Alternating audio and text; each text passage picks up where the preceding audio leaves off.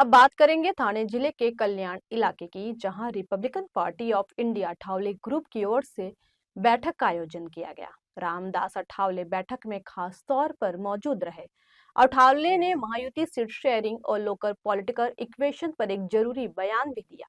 अठावले ने कहा, Kalyan Dombivli municipal corporation Mumbai metropolitan region की एक जरूरी म्यूनिसिपैलिटी है। महायुति को यहां अकेले ही इलेक्शन लड़ना चाहिए। उन्होंने आगे कहा, यह पता नहीं है कि सीट शेयरिंग को लेकर तीनों पार्टियों में कितनी आम सहमति बनी हुई है। हालांकि हमारी पार्टी बीजेपी की करीबी दोस्त है। हम मांग करते हैं कि बीजेपी अपने कोटे से आरपीआई को 20 सीटें दे। आरपीआई ने ऑफिशियली कल्याण डोंबिवली म्यूनिसिपल कारपोरेशन इलेक्शन में कुल 20 सीटों की मांग की है और उन्होंने कहा कि जल्द ही रविंद्र चौहान से इस बारे में बातचीत करेंगे। शहर में बीजेपी और शिंदे गुट के बीच बढ़ते विवाद पर अठावले ने कहा, बीजेपी और शिवसेना के बीच विवाद असली है, लेकिन चुनाव के दौरान यह विवाद ठंडा पड़ जाएगा।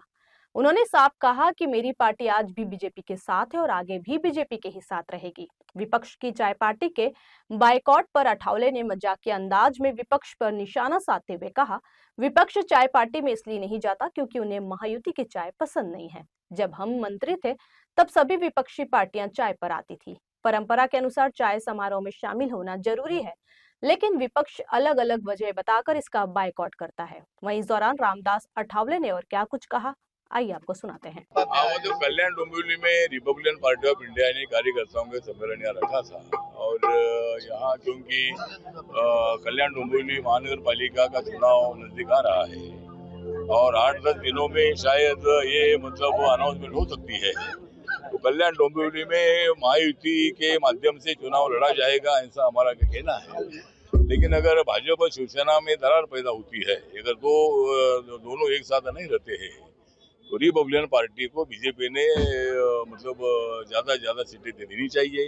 बीजेपी के पास 20 सीटों की लिस्ट हमारे प्रहलाद यादव ने अध्यक्ष ने दी है, उसमें से 12 से 13 सीटें तो हमको मिलनी चाहिए। इसी तरह की हमारी सूचना है।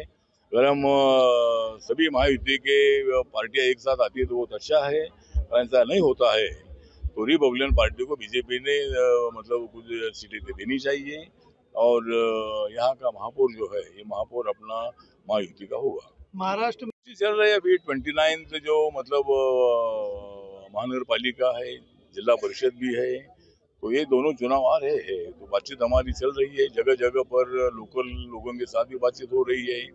रविंद्र चौहान जी जो महाराष्ट्र प्रदेश भाजपा और शिवसेना में विवाद है, लेकिन वो विवाद मिट जाएगा। अगर विवाद रहेगा तो हम बीजेपी के साथ जाएंगे और बीजेपी हमको सत्ता में भागीदारी देने के लिए बीजेपी ने हमको आश्वासन देना चाहिए। चलो।